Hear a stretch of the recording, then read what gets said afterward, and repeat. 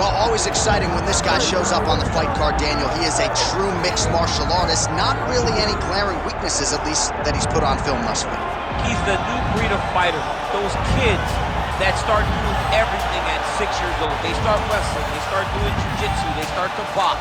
He's one of those guys that has every one of those skills, and he does them all at an A+ level.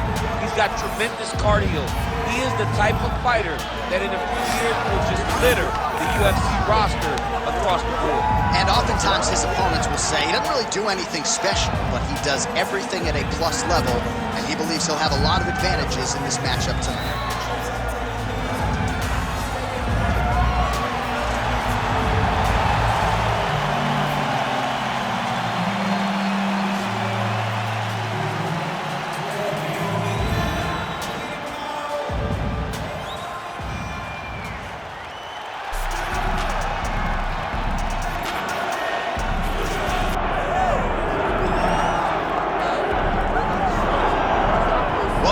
From the crowd, DC, as Nate Diaz gets set to make this walk here tonight.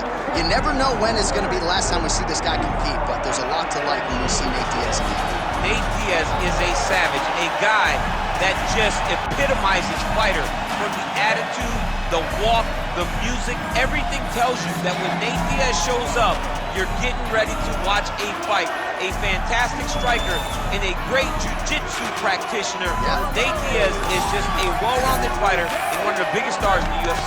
We've seen the Stockton slap before. I'll set the total. It's just so disrespectful. Over under 1.5. So think he throws it tonight? It's just so disrespectful, but it's so Nate Diaz. All right, we'll see if he invokes the Stockton slap here tonight. But Nate Diaz is back, and hopefully in a big way for his supporters around the world.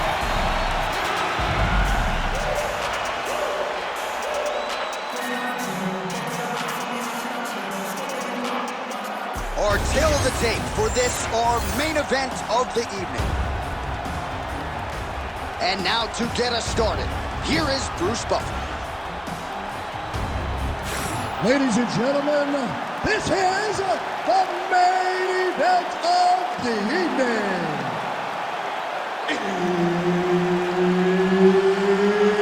It's time! 5 rounds in the UFC welterweight division.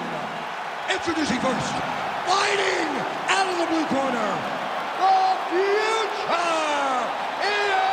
Machado, Garry. And now introducing his opponent, fighting out of the red corner. Ladies and gentlemen, he is an Ultimate Fighter season winner, Nate Diaz.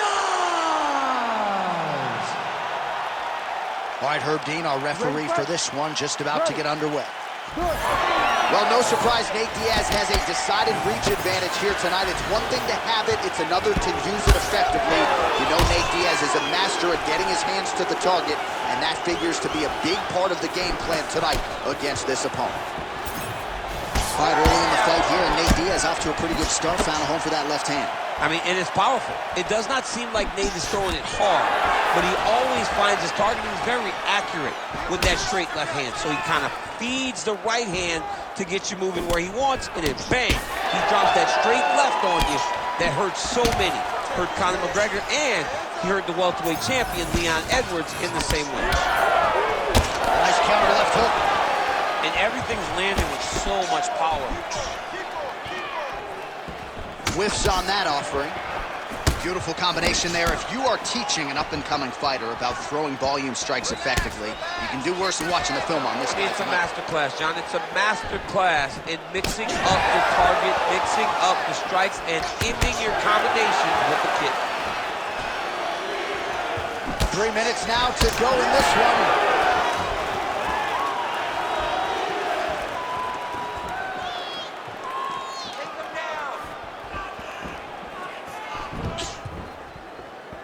Well, that left hand has been there at times, not on that attempt.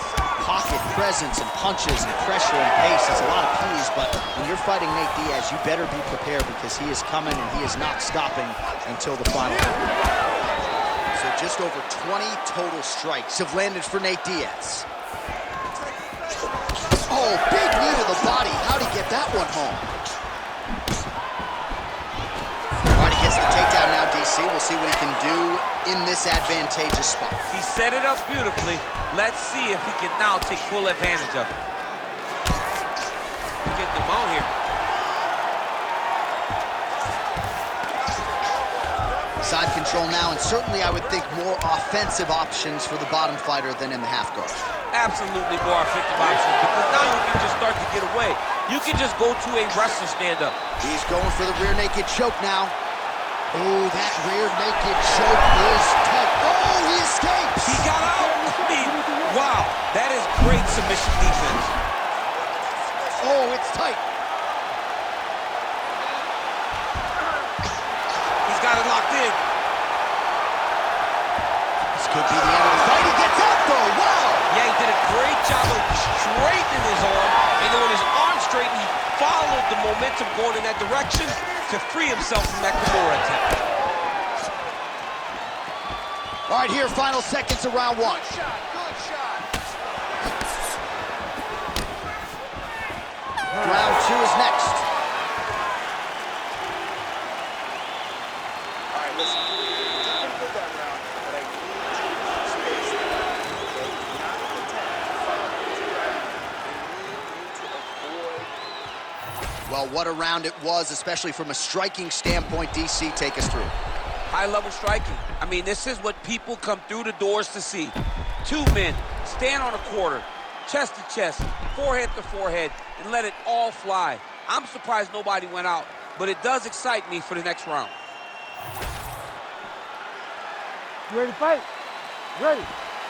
Round two is underway. All right, next round is now underway. Hopefully the action continues at a high level. Pretty good first 5 minutes. Pretty good first 5 minutes. Both of them can really pick it up. Let's see who decides they're going to lead the dance as we go forward.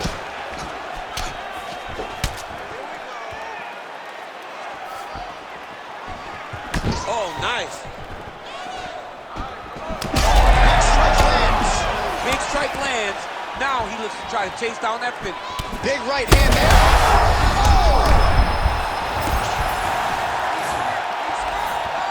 Oh, there it is. That's that one, that right hand. Oh, my goodness. Massive left hand. Oh, just missed on the overhand left. That might have done some damage. Diaz's nose is bleeding now, so we'll see how he handles that adversity, but nothing ideal about it here in the middle of this fight.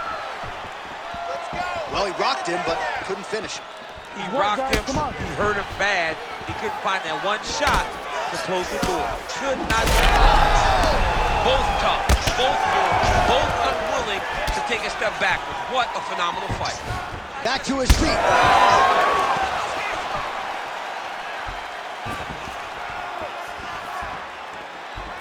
His misses are entertaining.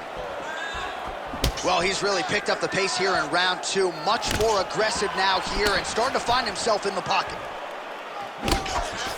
Oh, nice.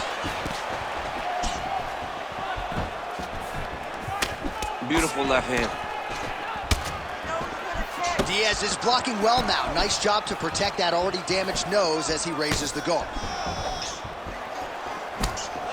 Under 2 minutes now to go in round two. Well, now if you're the opponent, you really got to be careful as Diaz is able to find a home for that right hand yet again. When Diaz starts landing the right hand, you have got to stay firm. You have got to dig your heels in the ground and say, no way you're going to just run me over. Easier said than done when you're facing Nathan Diaz. Champ, look at that redness underneath his elbow. A lot of those strikes to the body starting to pile up. Getting beat up and being smart. Huge strike blocks there, DC. Landed that massive shot. Now he needs to try to find the next shot, the follow-up shot that will finish the fight. Oh my goodness, what a right hand.